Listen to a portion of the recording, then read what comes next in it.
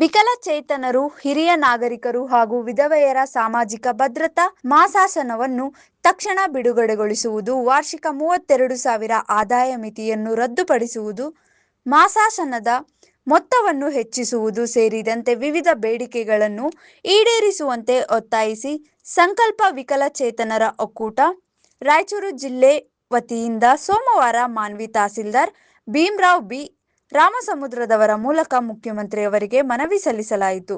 ಈ ಸಂದರ್ಭದಲ್ಲಿ ಮಾತನಾಡಿದ ಜಿಲ್ಲಾಧ್ಯಕ್ಷ ಶಿವಕುಮಾರ್ ಚಲ್ಮಲ್ ಅವರು, ಸಾಮಾಜಿಕ ಭದ್ರತಾ ಮಾಸಾಶನವು ಸರ್ಕಾರದ ದಾನವಲ್ಲ, ಸಂವಿಧಾನ ನೀಡಿರುವ ಘನತೆಯಿಂದ ಬದುಕುವ ಹಕ್ಕಿನ ಭಾಗವಾಗಿದೆ. ವಾರ್ಷಿಕ 32,000 ಆದಾಯ ಮಿತಿಯಿಂದ ಸಾವಿರಾರು ವಿಕಲಚೇತನರು, ಹಿರಿಯ ನಾಗರಿಕರು ಹಾಗೂ ವಿಧವೆಯರ ಮಾಸಾಶನ ಸ್ಥಗಿತಗೊಂಡಿದ್ದು ಅವರ ಬದುಕು ಸಂಕಷ್ಟಕ್ಕೆ ಸಿಲುಕಿದೆ. ಇಂದಿನ ಬೆಲೆ ಏರಿಕೆಯ ಪರಿಸ್ಥಿತಿಯಲ್ಲಿ ಈ ಆದಾಯ ಮಿತಿ ಅವೈಜ್ಞಾನಿಕವಾಗಿದ್ದು ಸರ್ಕಾರ ಕೂಡಲೇ ಅದನ್ನು ರದ್ದುಪಡಿಸಬೇಕು ಅಥವಾ ಮರುಪರಿಶೀಲನೆ ನಡೆಸಬೇಕು. ಬಾಕಿ ಉಳಿದಿರುವ ಎಲ್ಲ ಮಾಸಾಶನವನ್ನು ಒಂದೇ ಕಂತಿನಲ್ಲಿ ಬಿಡುಗಡೆ ಮಾಡಿ ಮಾಸಾಶನದ ಮೊತ್ತವನ್ನು ಜೀವನ ವೆಚ್ಚಕ್ಕೆ ಅನುಗುಣವಾಗಿ ಹೆಚ್ಚಿಸಬೇಕು ಎಂದು ಆಗ್ರಹಿಸಿದರು. ಈ ಸಂದರ್ಭದಲ್ಲಿ ಜಿಲ್ಲಾ ಉಪಾಧ್ಯಕ್ಷೆ ಸಾವಿತ್ರಮ್ಮ, ಮೌನೇಶ್, ಅನಿಲ್ ಕುಮಾರ್, ಬಿ ಸುರೇಶ್, ಮಹದೇವಪ್ಪ ಹೂಗಾರ, ಮಂಜುನಾಥ, ಚಂದ್ರಶೇಖರ, ಬಸವರಾಜು ಆರೋಳಿ, ಚನ್ನಪ್ಪ ಸೇರಿದಂತೆ ಇನ್ನಿತರು ಇದ್ದರು. ಕಳೆದ 4-5 ತಿಂಗಳಿಂದ ರಾಜ್ಯ ಸರ್ಕಾರ ವಿತರಣೆ ಮಾಡತಕ್ಕಂತ ಮಾಸಾಶನಗಳು, ವಿಧವಾ ವೇತನ, ವೃದ್ಧಾಪ್ಯ ವೇತನ ಮತ್ತು ವಿಕಲಚೇತನ ಮಾಸಾಶನ ಇವೆಲ್ಲವುಗಳನ್ನು ಕಳೆದ 4-5 ತಿಂಗಳಿಂದ ಸ್ಥಗಿತಗೊಳಿಸಿದ್ದಾರೆ ರಾಜ್ಯ ಸರ್ಕಾರ. ಸ್ಥಗಿತಗೊಳಿಸಿದ್ದು ಕಾರಣ ಏನಂದ್ರೆ, ಮೊದಲು 1-2 ತಿಂಗಳು ಏನ್ ಮಾಡಿದ್ರು ಅಂತಂದ್ರೆ, ಏನೋ ವೆರಿಫಿಕೇಶನ್ ಮಾಡ್ತಾರೆ, ಅದು ಮಾಡ್ತಾರೆ ಅಂತಂದ್ರೆ ನಾವೇನಾಗುತ್ತೆ ಸರಿ ಮಾಡ್ತಾರೆ ಅಂತ ಹೇಳಿ ನೋಡಿದ್ವಿ. ಆದ್ರೆ ಸುಮಾರು ಒಂದು 70-80% ವಿಕಲಚೇತನರಿಗೆ ಸ್ಥಗಿತಗೊಳಿಸಿಬಿಟ್ರು, ಕ್ಯಾನ್ಸಲ್ ಮಾಡಿಬಿಟ್ರು, ರದ್ದು ಮಾಡಿಬಿಟ್ಟಾರ ವಿಕಲಚೇತನರಿಗೆ ಬರ್ತಕ್ಕಂತ ಮಾಸಾಶನಗಳನ್ನು. ನಮ್ಮ ರಾಜ್ಯ ಸರ್ಕಾರ ಕೇಳೋದಿಷ್ಟೇ, ಮೊದಲ ನಾವು ವಿಕಲಚೇತನರು ಏನೇ ಸಭೆ ಕರ್ಲಿ, ಸಮಾರಂಭ ಕರ್ಲಿ, ಏನಕ್ಕೆ ಕರ್ಲಿ, ನಾವು ಮೊದಲ ಡಿಸ್ಕಸ್ ಮಾಡಿದ್ರೆ ಸಮಸ್ಯೆಗಳ ಬಗ್ಗೆ. ನಮ್ಗೆ ಮೊದಲೇ 100 ಸಮಸ್ಯೆಗಳಿದಾವೆ. ಸರ್ಕಾರ ಕಡೆಯಿಂದ ಮಾಸಾಶನ ಬಿಟ್ರೆ ಯಾವ್ದು ಸರಿಯಾಗಿ ಸಿಗ್ತಾ ಇಲ್ಲ. ಒಬ್ಬರಿಗೆ ಒಂದು ಸೌಲಭ್ಯ ಸಿಗ್ತಾ ಇಲ್ಲ, ಒಬ್ಬರಿಗೆ ಒಂದು ಸರಿಯಾದ ಬೈಕ್ ವಿತರಣೆ ಆಗ್ತಾ ಇಲ್ಲ, ಬೇಕಾದ ಸೌಲಭ್ಯ, ವ್ಯಾಪಾರಕ್ಕೆ ಬೇಕಾದ ಸಾಲ ಆಗ್ಲಿ, ಸೌಲಭ್ಯ ಆಗ್ಲಿ, ಏನೇನು ಸಿಗ್ತಾ ಇಲ್ಲ ವಿಕಲಚೇತನರಿಗೆ. ಆಯ್ತು, ಸಿಕ್ಕಿದ್ದೆ ಸಿಗ್ಲಿ, ಲಾಸ್ಟಿಗೆ ಬರ್ತಕ್ಕಂಥ ಒಂದು 800-1400 ಜೀವನ ನಡೆಸ್ಬೇಕಂತೇಳಿ ಜೀವನ ನಡೆಸ್ತಾ ಇದ್ದಾರೆ ತುಂಬಾ ಜನ. ಬರ್ತಕ್ಕಂಥ ಅದ್ರನ್ನು ಕೂಡ ನೀವು ರಾಜ್ಯ ಸರ್ಕಾರ ಕೈ ಕಿತ್ಕೊಂಡ್ ಬಿಟ್ರಿ. ನಿಮ್ಮ ಸರ್ಕಾರ ನಡೆಸೋದಕ್ಕೆ ಅಥವಾ ನಿಮ್ಮ ಒಂದು ಆಡಳಿತ ನಡೆಸೋದಕ್ಕೆ, ನಿಮ್ಮ ಶೋಕಿಗಳು ಮಾಡೋದಕ್ಕೆ ನಿಮ್ಮ ಸರ್ಕಾರ ಇಲ್ಲ, ನಿಮ್ಮ MLAಗಳು, MP ಗಳು, ಎಲ್ಲಾ ರಾಜಕಾರಣಿಗಳು ಸುಖ ಪಡುವುದಕ್ಕೆ ನಮ್ಮ ವಿಕಲಚೇತನರ 1,400 ರೂಪಾಯಿ ನಿಮ್ಗೆ ಕಡಿಮೆ ಬೀಳುತ್ತಾ ಅಂತಕ್ಕಂಥ ಪ್ರಶ್ನೆ. ಯಾಕೆ ಅಂತಂದ್ರೆ, ನಾನು ಹೇಳಿದಾಗ ಮೊದಲೇ ವಿಕಲಚೇತನ ಅಂದ್ರೆ ಮೊದಲ ಬಹಳ ಕಷ್ಟದ ಜೀವನ. ಎಷ್ಟೋ ಜನ ಮನೆಗಳಲ್ಲಿ ತುಂಬಾ ಕಡು ಬಡ ಇರ್ತಕ್ಕಂಥ ಮನೆಗಳಿಗೆ 1,400 ಅನ್ನೋದೇ ಲಕ್ಷಾಂತರ ರೂಪಾಯಿ ಸಮಾನ ಆಗಿರುತ್ತೆ. ಕಾರಣ ಯಾಕಂದ್ರೆ, ಕೆಲವು ಜನಕ್ಕೆ ಅದು 1,400 ಬರ್ತಂತ ಮನೇಲಿ ನೋಡ್ಕೊಂತಿರ್ತಾರೆ. ಈಗ ಹೃದಯ ವಯಸ್ಕರಿಗೆ ಮಕ್ಕಳು ಯಾಕೆ ನೋಡ್ಕೊಂತಿರ್ತಾರೆ, ಇಲ್ಲ ಅವ್ರಿಗೆ ಪಿಂಚಣಿ ಬರುತ್ತೆ ಅನ್ನೋ ಉದ್ದೇಶ ನೋಡ್ಕೊಂತಿರ್ತಾರೆ. ಕೆಲವು ಜನ ಬುದ್ಧಿಮಾಂದ್ಯರು ಇರ್ತಾರೆ, ಮಾತಾಡಕ್ ಬರಲ್ಲ, ಮಲ್ಕೊಂಡಿರ್ತಾರೆ ವಿಕಲಚೇತನರು. ಅಂತವರಿಗೆ ನೀವು ನಿಂದಿಸ್ಬಿಟ್ಟಿದ್ರಿ. ಆದಾಯ ಇದ್ದರೆ ನಿಂದಿಸ್ತಾರೆ, ಬೇಡ ಅಂದಿಲ್ಲ. ದೊಡ್ಡ ಬಿಸಿನೆಸ್ ಮಾಡ್ತಿರ್ತಾರೆ, ಗೌರ್ಮೆಂಟ್ ಜಾಬ್ ಇದೆ, ಇಲ್ಲ ಯಾವ್ದೋ ಪ್ರೈವೇಟ್ ಸೆಕ್ಟರ್ ಅಲ್ಲಿ ಜಾಬ್ ಮಾಡ್ತಾರೆ, ತಿಂಗಳಿಗೆ ಒಂದು 40,000 ಸಂಬಳ ತಗೊಂತ ಇದ್ರೆ ಅಂದ್ರೆ ಅವರಿಗೆ ನಿಂದಿಸ್ರಿ, ನೀವು ಬೇಡ ಅಂದಿಲ್ಲ. ಮನೆಯಲ್ಲಿ ನಮ್ಮ ಅಕ್ಕಪಕ್ಕದಲ್ಲೇ ನೋಡ್ತಾ ಇದೀವಿ. ಈಗ ಇಲ್ಲಿ ಇದ್ದಾನೆ ಮಂಜುನಾಥ್ ಅಂತ, ಇಲ್ಲಿ ನೋಡ್ರಿ, ಈ ಹುಡುಗ ಏನ್ ದುಡಿತಾನೆ, ಇತ್ತಗೂ ಪೆನ್ಷನ್ ನಿಂದಿಸ್ಬಿಟ್ರ. ಮತ್ತೆ ಏನ್ ಕೆಲಸ ಮಾಡ್ತಾನ, 2 ಕೈ ಇಲ್ಲ, ಅಪಘಾತದಿಂದ ಕೈ ಕಳ್ಕೊಂಡನ. ಈ ಹುಡುಗ ಏನ್ ಕೆಲಸ ಮಾಡ್ತಾನ, ಯಾವ ಆದಾಯ ಐತಿ ಅಂತ. ಇನ್ನೊಬ್ಬ ಹುಡುಗ ಉದಾಹರಣೆಗೆ ಬರಕಾಗಿಲ್ಲ, ಸೂರ್ಯಾಪೇಟೆಯಲ್ಲಿ ಒಬ್ಬ ಜಿಲ್ಲಾನಿಯಂತ ಹುಡುಗ, ಮಾತೆ ಬರಲ್ಲ ಆ ಹುಡುಗ, ಮಾತ್ ಬರೋದೇ ಇಲ್ಲ. ಆ ಹುಡುಗ ಪೆನ್ಷನ್ ನಿಂದಿರ್ತಾರ. ಮಾತ್ ಬರಲಾದ ಹುಡುಗ ಏನ್ ದುಡಿತಾನೆ, ಯಾವ್ದು ಇನ್ಕಮ್ ಇರುತ್ತೆ ಅಂತ ವೆರಿಫಿಕೇಶನ್ ಮಾಡ್ರಿ, ಸರ್ಕಾರ ಹೇಳ್ತು ವೆರಿಫಿಕೇಶನ್ ಮಾಡ್ರಿ ಅಂತ. ಯಾವ ಅಧಿಕಾರಿಗಳು, ಯಾವ ತಾಲೂಕು ಅಧಿಕಾರಿಗಳು ಯಾರು ಕೂಡ ಬಂದು ಯಾರ ಮನೆಗೆ ವೆರಿಫಿಕೇಶನ್ ಮಾಡಿಲ್ಲ. ಇಲ್ಲಿ ಇರ್ತಕ್ಕಂಥ 3-4 ಜನ ವಿಕಲಚೇತನ ಮುಖಂಡರು ಕುಂದ್ರಿಸಿ ಅವರು ಕೂಡ ವೆರಿಫಿಕೇಶನ್ ಮಾಡಿಸ್ಬಿಟ್ರ. ಅವ್ರು ಹೇಳಿದ್ವಷ್ಟೇ ಆಗಿದಾವ.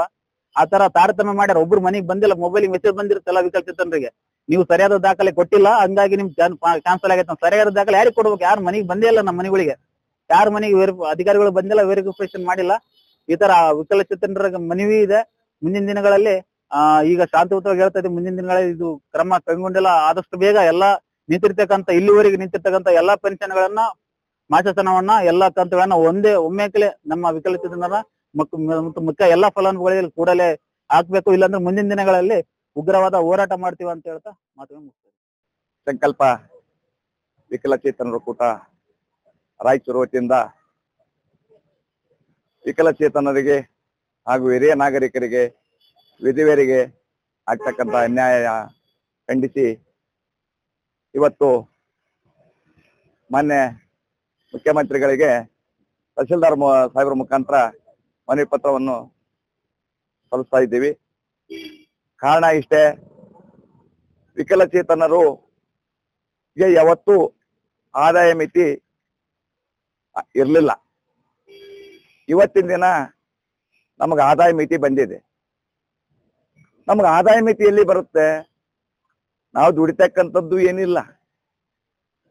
ಇವತ್ತು ನಮಗೇನಾದ್ರೂ ಗೌರ್ಮೆಂಟ್ ಜಾಬ್ ಕೊಟ್ಬಿಡಿ, ನಮಗೆ ಈ ಮಾರ್ಗದರ್ಶನ ಬೇಡ, ನಾವು ದುಡಿತೀವಿ, ಅದು ನಮಗಿಲ್ಲ. ಮತ್ತೆ ನಮ್ಮದ್ರಲ್ಲೇ ಆದಾಯ ಏನ್ರಿ ಆದಾಯ? ತಿಂಗಳ 14,000 ರೂಪಾಯಿ ಕೊಟ್ರೆ ವರ್ಷಕ್ಕ 16,800 ರೂಪಾಯಿ ನಮ್ಗೆ ದುಡ್ಡು ಬರ್ತಕ್ಕಂಥದ್ದು.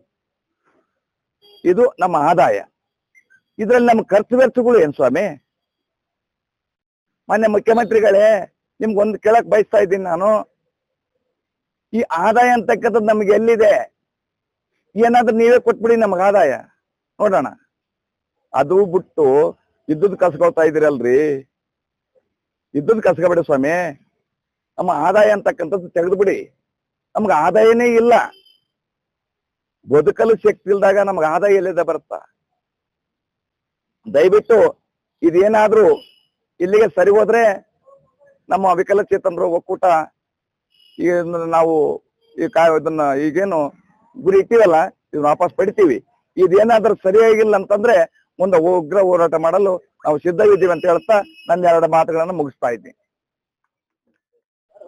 ಇಂದಿನ ಸರ್ಕಾರಗಳು ಅಂಗವಿಕಲ ವೇತನವನ್ನು ಪ್ರತಿ ತಿಂಗಳು ತಪ್ಪದೆ ಕೊಡ್ತಾ ಇತ್ತು. ಆದರೆ ಈಗಿರೋ ಸರ್ಕಾರ ಸುಮಾರು 4 ತಿಂಗಳಿಂದ ಅಂಗವಿಕಲ ವೇತನವನ್ನು ತಡೆದೇ ಹಿಡಿದಿರುವುದರಿಂದ ಅಂಗವಿಕಲರಿಗೆ ತುಂಬಾ ತೊಂದರೆಯಾಗಿದೆ. ಇದು ಅಮಾನವೀಯ ಮತ್ತು ಖಂಡನೀಯ. ಒಬ್ಬ ಹೆಣ್ಣುಮಗಳು ಈ ಸಸಿ ಹಚ್ಚುವ ಸಂದರ್ಭದಲ್ಲಿ ದಿನಕ್ಕೆ 2,000 ರೂಪಾಯಿ ದುಡಿದು ಆಕೆಯನ್ನು ಸಲ್ಲುಕೊಳ್ಳೋದಲ್ಲದ ಆಕೆಯ ಕುಟುಂಬವನ್ನು ಸಲ್ಲುವಂತ ಶಕ್ತಿ ಇದೆ. ಆದರೆ ಅಂಗವಿಕಲರಿಗೆ ಆ ಶಕ್ತಿ ಇಲ್ಲ. ಅಂತವರಿಗೆ 2,000 ಕೊಡ್ತಾ ಇದ್ರು. ಅವ್ರಿಗೆ ಒಂದು ವೇಳೆ ರದ್ದು ಮಾಡಿದ್ರು ಕೂಡ ಅವ್ರು ಬದುಕಬಲ್ಲರು, ಬಾಳಬಲ್ಲರು. ಆದ್ರೆ ಅಂಗವಿಕಲರಿಗೆ ಇಷ್ಟು ಕಡಿಮೆ ವೇತನವನ್ನು ಕೊಡೋದ್ರ ಜೊತೆಗೆ ಇಷ್ಟಿಷ್ಟು ವಿಳಂಬವಾಗಿ ಕೊಟ್ಟರೆ ಅವರ ಪರಿಸ್ಥಿತಿ ಎಷ್ಟು ತೊಂದರೆಯಲ್ಲಿ ಇರುತ್ತದೆ ಅನ್ನೋದನ್ನ ತಾವು ಸರ್ಕಾರ ತಿಳ್ಕೋಬೇಕು. ಯಾವುದೇ ಒಂದು ಯೋಜನೆ ಮಾಡಿದ್ರೆ ಅದು ಎಲ್ಲರಿಗೂ ಸದುಪಯೋಗ ಆಗುವಂತ ಯೋಜನೆ ಮಾಡ್ಬೇಕು. ನೀವು ಶಕ್ತಿ ಯೋಜನೆ ಅನ್ನೋದನ್ನ ಮಾಡಿದ್ದೀರಿ, ಇಲ್ಲ ಅನ್ನಲ್ಲ. ಆದ್ರೆ ಶಕ್ತಿ ಯೋಜನೆಯಿಂದ ಅಂಗವಿಕಲರಿಗೆ ತುಂಬಾ ತೊಂದರೆ ಆಗಿದೆ. ಬಸ್ಸಿನಲ್ಲಿ ಬಹಳಷ್ಟು ಸಂಖ್ಯೆಯಲ್ಲಿ ಮಹಿಳೆಯರು ಪ್ರಯಾಣ ಮಾಡುವುದರಿಂದ ಅಂಗವಿಕಲರಿಗೆ ಕೂಡೋಕ್ ಸೀಟ್ ಸಿಗ್ತಾ ಇಲ್ಲ. ಕಾನೂನು ಮುಂದೆ ಗಂಡು ಹೆಣ್ಣು ಇಬ್ರು ಸಮಾನರು. ಆದರೆ ಒಬ್ಬರಿಗೆ ಅನುಕೂಲವನ್ನು ಕೊಟ್ಟು ಇನ್ನೊಬ್ಬರಿಗೆ ಕೊಡದೇ ಇದ್ದರೆ ಇದೊಂದು ಕಣ್ಣಿಗೆ ಬೆಣ್ಣೆ, ಒಂದು ಕಣ್ಣಿಗೆ ಸುಣ್ಣ. ನಿಮಗೆ ಸರ್ಕಾರಕ್ಕೆ ಅಷ್ಟು ತಾಕತ್ತು ಕೊಡೋಕ್ ಆಗಲ್ಲ ತಿಂಗಳ ಅಂದ್ರೆ ಯಾಕೆ ಘೋಷಣೆ ಮಾಡಿ ಅಧಿಕಾರಕ್ಕೆ ಬರಬೇಕು? ನಮ್ಗೆ ಹಿಡಿದಿರುವಂತ ದುಡ್ಡೇ ನಿಮಗೆ ಸರ್ಕಾರ ನಡೆಸಕ್ಕ ಸಾಧ್ಯ ಆಗುತ್ತಾ? ಆದಷ್ಟು ಬೇಗ ನಮ್ಮ ದುಡ್ಡು, ನಮ್ಮ ಅಂಗವಿಕಲ ವೇತನ ನಮಗೆ ಕೊಡಬೇಕು. ವರದಿ ಶಫೀಕ್ ಹುಸೇನ್, ಮಾನವಿ.